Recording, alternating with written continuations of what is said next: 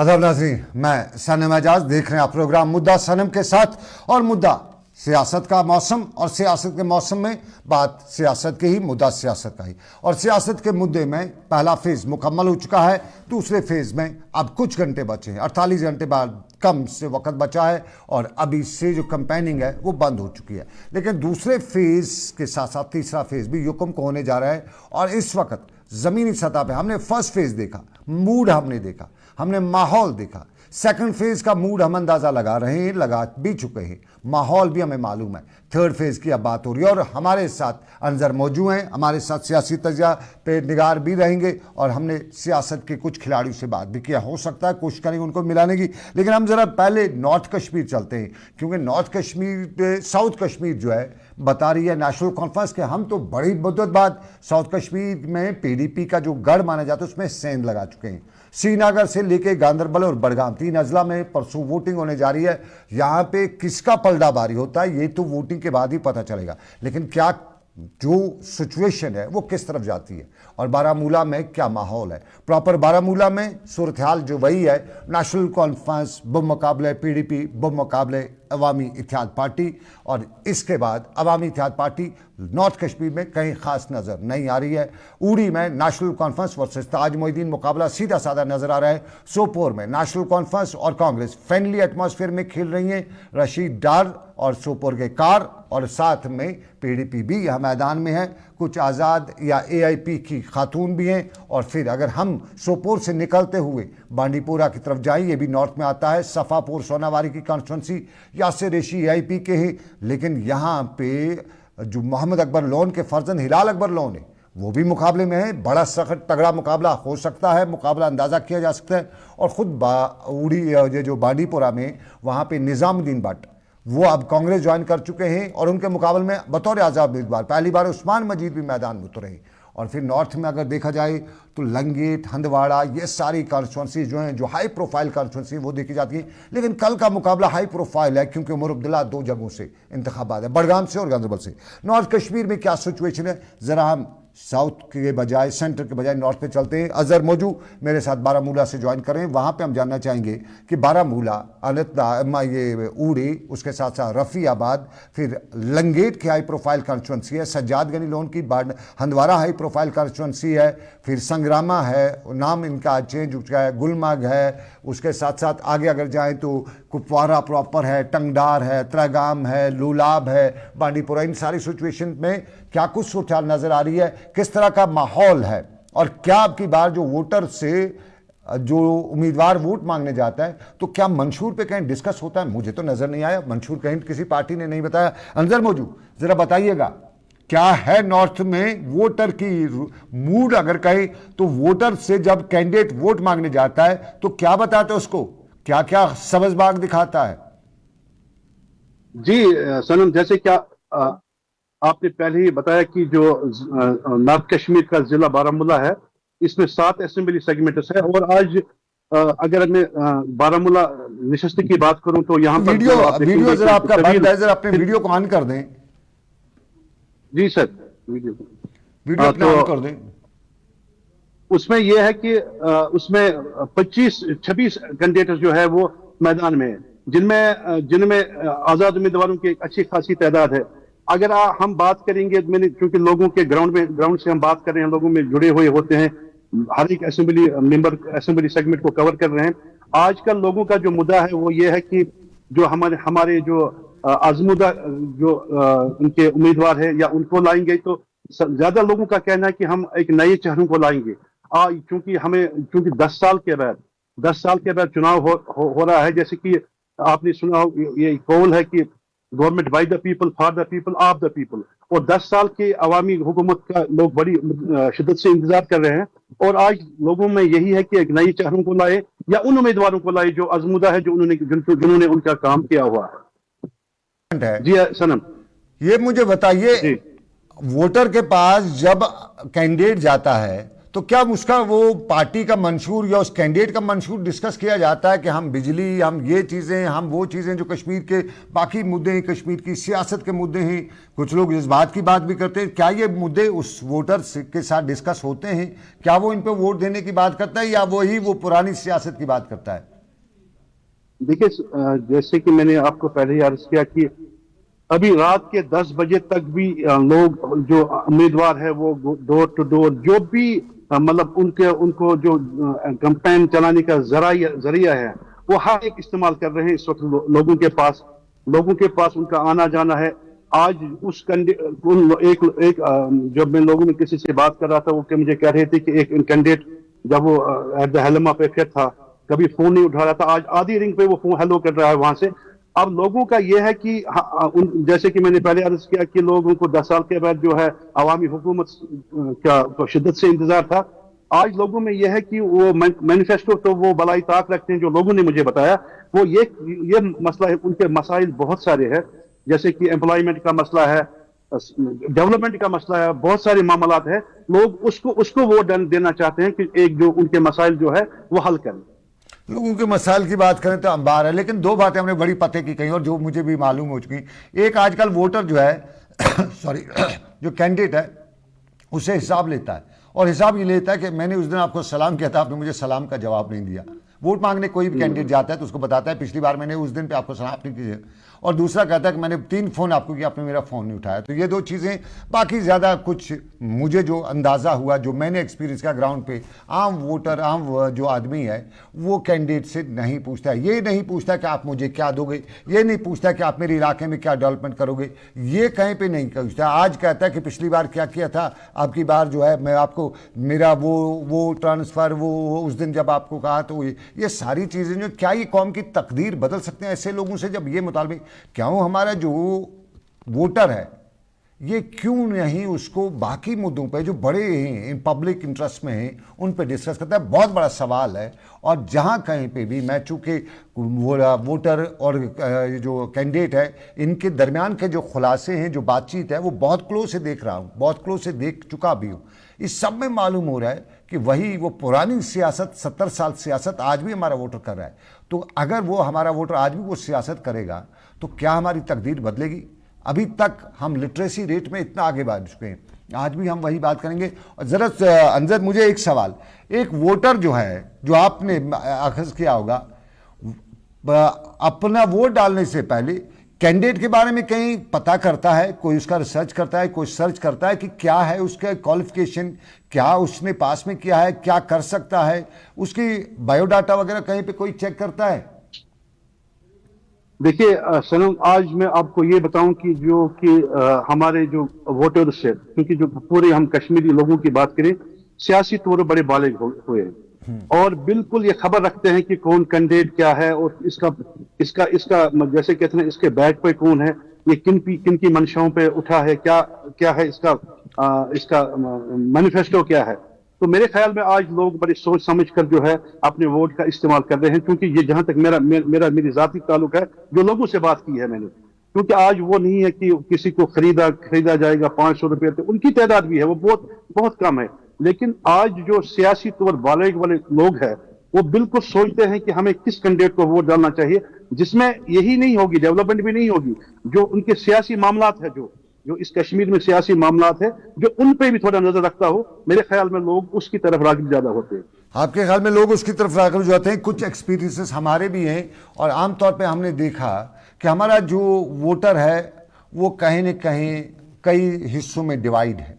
कश्मीर में सियासी तौर पे बहुत बालिग कहा जाता है, सिक्स्थ सेंस जो कश्मीरी की आमतौर पे कहा जाता है बड़ी तेज़ काम करती है, लेकिन कभी कभी चालाक आदमी भी मार खा जाता है, और हमारा कई बार वोटर जो है वो बड़ी मार भी खा जाता है।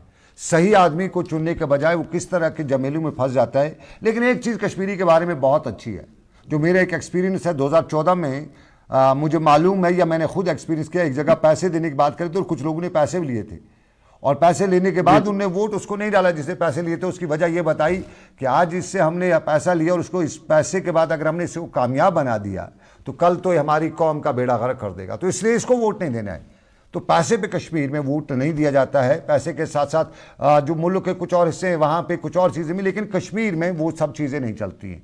यहाँ आइडियोलॉजी की बात की जाती है, साफ ज़ाहिर है आइडियोलॉजी पे वोट आता है, लेकिन आइडियोलॉजी पे वोट की बात अगर देखी जाए ग्राउंड पे रूरल एरियाज़ में बहुत कम है। वहाँ इन्फ्लुएंस की बात है, कौन कितना कनेक्टेड है, कौन कितना इन्फ्लुएंशियल है, ये आमतौर पे देखने को मिला।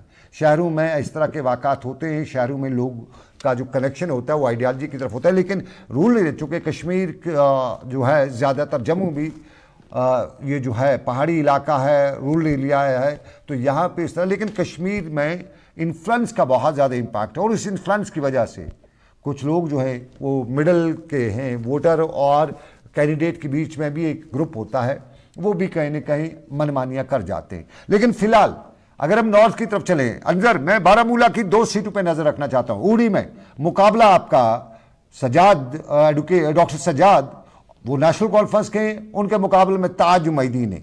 क्या यहाँ पे कोई और भी उम्मीदवार है? ताज मोहिद्दीन इंडिपेंडेंट हैं, उन्हें ये जो है अपनी पार्टी की बैकअप है, लेकिन क्या कोई और उम्मीदवार है जिसको हम कहें कि वो मैदान में खड़ा रह सकता है, त्रिकोणी बना सकता है? नहीं सनम, जैसे कि मैं बताऊं आपको कि मैं पिछले 2 दिन से लगातार उड़ी का मैंने दौरा किया। वहां पर बिल्कुल मैंने दो जो इनके जो कैंडिडेट्स हैं उनको कवर किया। तो क्योंकि उड़ी के साथ मुझे एक खास राबिता है, तो मुझे नहीं लगता कि वहां पर कोई तिकोनी मुकाबला हो सकता है। वहां पर इन दोनों के दरमियान ही है, डॉक्टर सजाद और आजाद उम्मीदवार जो है ताज मोहिद्दीन के दरमियान ही मुकाबला है। तिकोनी मुकाबला का कोई नजर नहीं आ रहा। चलिए ये अब आगे चलते हैं। अब आपने उड़ी की बात की, माहौल क्या है, कितना माहौल है बारामूला पे? अगर हम नजर डालें बारामूला में, जो मैंने असेस किया नेशनल कॉन्फ्रेंस से, वहां पे आपको बेग साहब के ब्रदर हैं, बड़े बेग साहब के, उसके साथ साथ खुद बेग साहब भी मैदान में, मुजफ्फर हुसैन बेग साहब, पीडीपी ने रफीक राथर को मैदान में उतारा है, और यहाँ पे ये इंजीनियर रशीद की एआईपी ने साबका जो शायद 2008 में वो एमएलए थे, शोएब लोन, उन्हें मैदान में उतारा है। मैं कंफर्म डेट मेरे जहन से उतर गई है। तो क्या वाकई इसके अलावा भी कोई और है जिसपे हम दाव लगा सकें कि उसका घोड़ा भी चल सकता है? देखिए, जैसे कि जिन 4 लोगों का आपने जिक्र किया कि वो जो पार्टी उसका नाम लिया, बिल्कुल वो मैदान में है। और उससे पहले जो आप बता रहे थे कि जो आपने टाउन्स और सिटीज की बात की, जो उन्होंने बताया, जो आप बता रहे थे कि उनके जहन में क्या होता है, लेकिन ओवरऑल जो अगर हम फिर इन असेंबली सिस्टम पर बात करेंगे, जब उनके चुनाव आते हैं, नताइज आते हैं, तो बिल्कुल वो मुख्तलिफ होते हैं। मुख्तलिफ क्यों होते हैं? क्योंकि रूरल एरियाज के जो लोग हैं, उनकी जो रिवायती सियासत है वो उससे हटते नहीं है। उनको जहन में गया है कि वो जल्द, लेकिन कस्बा बारामूला की जहां पर बात करेंगे, यहाँ पर कुछ इंडिपेंडेंट कैंडिडेट भी है जो इन चारों के में मुकाबला नहीं करेंगे, लेकिन थोड़ा रेस में थोड़ा आगे पीछे है, वो भी है। एक इंडिपेंडेंट कैंडिडेट है, बाकी जो 4 का आपने नाम लिया, रेस की बात आपने की है, ये तो कटवा वोट की बात का काम कर जाते हैं। तो कटवा वोट किसी का भी ठप्पा गोल कर सकता है। ये जो किसी के 2000 वोट 3000 वोट ये लोग काट लेंगे, तो कोई जीतने वाला भी हार सकता है, कोई हारने वाला भी जीत सकता है। जो पार्टीज में जो बड़े कंटेंडर उनमें से इस तरह का इंपैक्ट पड़ सकता है। बिल्कुल सही बताया आपने। लेकिन जो मुकाबला है बारामूला कॉन्स्टिट्यूंसी में, जिसमें शोएब लोन है, पीडीपी के रफीक राथर साहब है, और नेशनल कॉन्फ्रेंस के जो जावेद हसन बेग साहब है, इनका मुकाबला है 3 तिकोनी। नेशनल कॉन्फ्रेंस जावेद हसन बेग है, लेकिन जावेद हसन बेग के लिए एक नेगेटिव इंपैक्ट ये भी है कि Javed Hasan Beg recently national conference में गए हैं, और नेशनल कॉन्फ्रेंस बहुत पुराने लोग, उसमें बड़ी पुरानी तंजीम है, और वहाँ से किसी और पार्टी से आदमी को आना और वहाँ पे जाना, नेशनल कॉन्फ्रेंस का कैडर यूजुअली कम हजम कर पाता है। और बारामूला में हमने देखा नेशनल कॉन्फ्रेंस कुछ बड़े लोग जो है इस फैसले के खिलाफ उन्हें पार्टी से इस्तीफा भी दिया। और दूसरा बड़ा फैक्टर जो नेगेटिव जावेद के बारे में जा रहा है वो है कि उनके ब्रदर जो हैं, चाचा उनके मुजफ्फर हुसैन बेग साहब, वो भी मैदान में हैं। माना कि वो किसी लाइन में है नहीं, वहाँ पे जीतने वाली पोजीशन की बात की जाती है, वहाँ पे नज़र नहीं आते हैं, लेकिन ओवरऑल माना यही जा रहा है कि बड़ा नेगेटिव इम्पैक्ट है उनका। अपना जो ख़ानदानी वोट है वो भी कट सकता है, तो बड़ा उससे नुकसान हो सकता है जावेद बेग का। तो मुकाबले में फिर रफीक राथर एंड एआईपी के रह जाते हैं। कहाँ पे क्या सिचुएशन बैठेगी वक्त ही बताएगा। लेकिन सोपोर में हम कार साहब के फर्जंद हैं, ग्रैंड फर्जंद हैं, वो है मैदान में, रशीद डार है, और सोपोर में आमतौर पे आजकल है डार तो कार, डार और कार में जी। कौन है, लेकिन यहाँ पीडीपी के भी नौजवान खिलाड़ी मैदान में। लेकिन नज़र यूं आ रहा है कि सोपोर में पीडीपी की जो मैंडेट देने की बात हुई है, वो कोई फैसला जो है पीडीपी के लोगों को वहाँ पे हजम नहीं हो रहा है। और फिर एक बड़ा बिल्कुल। फैसला, इस फैसले के बाद बड़े दचके जो पीडीपी को लगे, माना जा रहा है कि पीडीपी सोपोर में गेम्स आउट दिखाई देती है। और फिर एआईपी की मुरसलीन जो फीमेल है वो भी मैदान में है, एडवोकेट मुरसलीन। ओवरऑल क्या देख रहे हैं सोपोर में? अगर हम मुकाबले की बात करें, बड़े खिलाड़ी कौन हो सकते हैं और क्या सिचुएशन बनती जा रही है? सोपोर में जैसे कि आपने पहले ही बताया कि वो है, एक है नेशनल कॉन्फ्रेंस के डार साहब और सॉरी इसके कांग्रेस के डार साहब और नेशनल कॉन्फ्रेंस के कार साहब के दरमियान मुकाबला होने वाला है।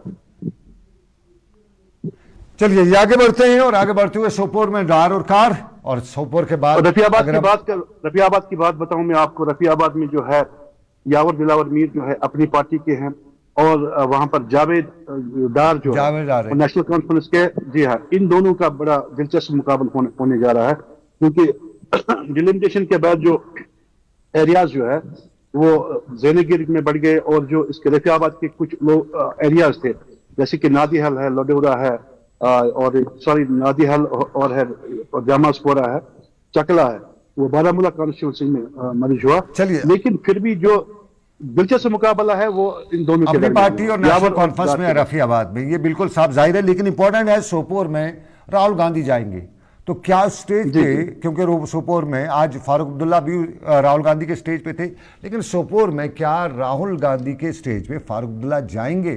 क्योंकि ग्राउंड पे दोनों पार्टियां आमने सामने हैं, तो स्टेज पे क्या फारूक अब्दुल्ला जाएंगे? नेशनल कॉन्फ्रेंस की लीडरशिप जाएगी राहुल गांधी के साथ जिस तरह होती है? बड़ा सवाल रहेगा। लेकिन अगर हम कुपवाड़ा की बात करें, फेज 3 में आता है, फाइनल फेज कश्मीर का है ये, और इस फेज 3 में कुपवाड़ा डिस्ट्रिक्ट में लंगेट आती है, हाई प्रोफाइल कॉन्स्टिट्यूंसी है, इंजीनियर रशीद के भाई वहाँ पे इलेक्शन में ही।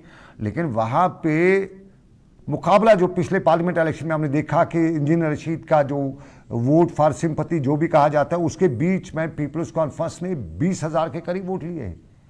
और आज की डेट में एक नया वहाँ पे गेम प्लान है।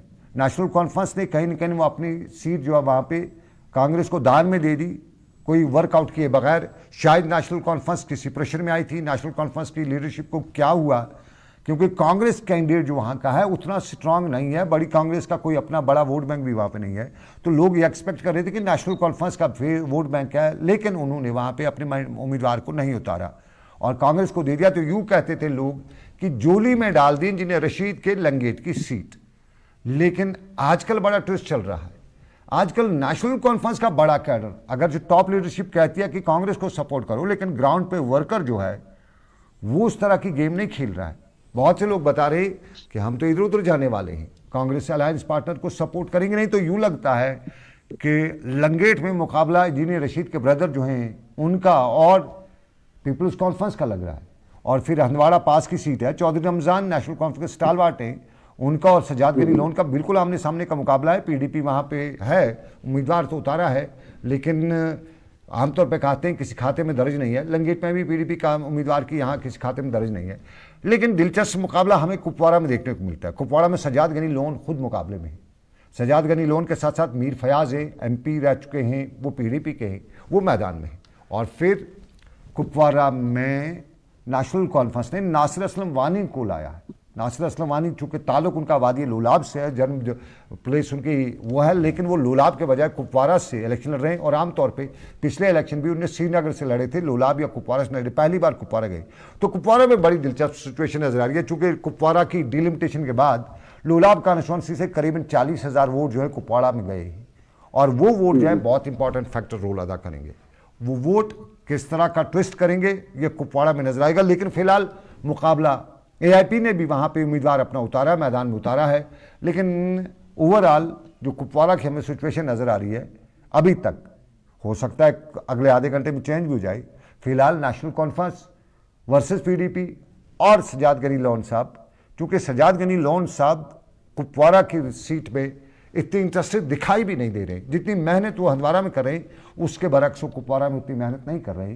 तो शायद वही समझा जा रहा है कि सज्जाद साहब ने सिर्फ अपना कुछ वोट वगैरह उसको कंसोलिडेट करने के लिए और पार्टी में कोई तोड़ फोड़ न हो जाए, फूट पड़ ना पड़ जाए, तो इसलिए मैंडेट किसको नहीं दिया, खुद मैदान में उतरे। अदरवाइज जीतने के लिए लोग कहते हैं वो वहाँ पे नहीं उतरे हैं, अपना वोट कंसोलिडेट करने के लिए। लेकिन कुपवारा में इस वक्त नेशनल कॉन्फ्रेंस और ये जो पीडीपी है, इनका सीधा सीधा मुकाबला नजर आ रहा है। ट्विस्ट के दल की तरफ है, बड़ा दिलचस्प खेल है। और इस ट्विस्ट में एक आदमी का रोल है, वो लोलाब का है। लोलाब में एडवोकेट अब्दुल्ला खान क्या करते हैं, किसकी तरफ वो ट्विस्ट करते हैं। अगर वाकई में वो दिल से नेशनल को या पीडीपी को सपोर्ट करते हैं तो पीडीपी को बहुत फ़ायदा हो सकता है। नेशनल कॉन्फ्रेंस के नासिर असलम को बड़ा खतरा भी हो सकता है उनसे। अब देखना होगा, वो उनका फर्जन भी इलेक्शन में है, उनकी तबीयत अपनी भी सही ठीक नहीं है, तो वो इस तबीयत के बीच में कितना बाहर निकल के कंपेनिंग नेशनल कॉन्फ्रेंस पीडीपी करते हैं कुपवारा में, तो ये दिलचस्प बात होगी। लेकिन अगर हम लंगेट में दे ये जो करालपुरा की सीट, त्रागाम की सीट देखें, तो हमें त्रागाम में नेशनल कॉन्फ्रेंस के मीर सैफुल्लाह अच्छी खासी ताकत में नजर आ रहे हैं। पीडीपी के पीपल्स कॉन्फ्रेंस के जो पिछली बार जो थे एमएलए वहाँ के डार साहब, वो भी वहाँ पे स्ट्रांग पोजीशन में नजर आ रहे हैं। वहाँ पे एआईपी का भी स्ट्रांग नज़र आ रहा है और डॉक्टर है वहाँ पे, वो इंडिपेंडेंट है, अपनी पार्टी की तरफ से, इंडिपेंडेंट नहीं बल्कि अपनी पार्टी की तरफ से उनका भी एक अच्छा खासा इन्फ्लुएंस इलाके में है। तो त्रागाम की सीट भी हमें बहुत दिलचस्प दिखाई दे रही है। और फिर अगर वहाँ देखें तो हमें चारकोनी मुकाबला नज़र आ रहा है। हमें अपनी पार्टी भी वहाँ स्ट्रांग नज़र आ रही है, हमें जो है वहाँ पे पीडीपी लगभग वहाँ पे उस पोजीशन में नहीं है कि किसी मुकाबले में किसी लाइन में खड़ा किया जा सके। लेकिन वहाँ पे नेशनल कॉन्फ्रेंस, पीपल्स कॉन्फ्रेंस और एआईपी, ये तीन पार्टीज हमें बड़ी नजर आ रही हैं। और साथ में डॉक्टर नूरुद्दीन, ये बड़ी स्ट्रांग पोजीशन में नजर आ रहा है। तो चौकोनी मुकाबला वहाँ पे नजर आ रहा है। और अगर आप टंगडार की नज़र मारें तो टंगडार में बड़ा दिलचस्प खेल ये है कि डिलिमिटेशन के बाद इधर के इलाके यानी सादला टनल से इस पार के कई इलाके जो हैं वो उसके साथ जोड़े गए हैं, टनल टंगडार के साथ।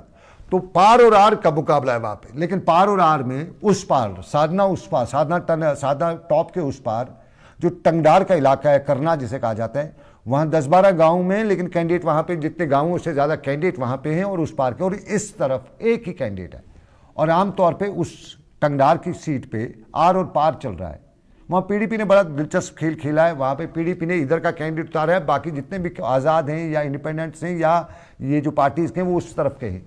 तो वहाँ कहीं ना कहीं पीडीपी रीजनलिज्म का खेल खेल रही है कि उस पार नहीं, हम इस पार वाले को वोट देंगे। तो इस पार अगर वोट कंसोलिडेट हो जाते तो बड़ा दिलचस्प मुकाबला होगा। और अगर लोलाब की बात की जाए तो लोलाब पे हमारी नज़र है। लोलाब में नेशनल कॉन्फ्रेंस और पीडीपी का बराह रास्त मुकाबला है।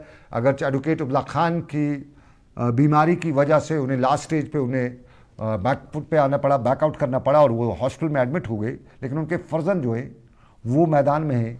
और वहाँ पे बड़ा फैक्टर जो है पहाड़ी और गुज्जर वोट का बड़ा फैक्टर है, क्योंकि अब्दुल्ला खान जो है ख़ुद पहाड़ी कम्युनिटी से बिलोंग करते हैं और उनके रिलेशन जो है वो गुज्जर्स में भी है और क्लोज रिलेशन है, फैमिली रिलेशन है गुज्जर्स में, रिश्ते वगैरह उनके गुज्जर्स में। तो लगभग 27,000 के करीब गुज्जर पहाड़ी वोट जो है वो कुपवारा इस लोलाब कॉन्स्टिट्यूंसी में है। और इन 27,000 में लगभग, चूँकि गुज्जर और पहाड़ी वोट जो है ये अक्सर पढ़ते रहते हैं, उनमें बड़ी तादाद में पड़ती है और अंदाज़ा किया जाता है कि 20,000 के करीब वोट पड़ेंगे। और उन 20,000 में अंदाज़ा ये भी लगा जाता है कि ये गुज्जर पहाड़ी वोट जो है ये ज़ात का वोट है, बरादरी का वोट है, तो ये वोट बाहर नहीं जाता है, बहुत कम इनमें से वोट बाहर जाता है। तो आमतौर पे ये अंदाज़ा लगाया जाता है कि अब्दुल्ला खान के फर्जंद वकारुल हक खान, एडवोकेट वकारुल हक खान, उनको तो अपनी पहाड़ी का, क्योंकि पहाड़ियों में आम एक कहावत है कि औलादें सांझी होती है, यानी औलादें सबकी एक होती है, हमारी एक ही औलाद होती है। तो ये अब्दुल्ला खान का फर्जंद है, तो इस सब पहाड़ियों का फर्जंद इस वक्त माना जाता है। तो इस वक्त पहाड़ी उसकी तरफ है, गुज्जर बरादरी के रिश्ते में है, तो वो भी इनकी तरफ है। और आमतौर पर वहाँ पे गुज्जर और पहाड़ी डिवीज़न है नहीं। कुपवारा की वादी लोलाब में गुज्जर और पहाड़ी का कोई फ़र्क नहीं है, सब एक ही लाठी छा के जाते हैं।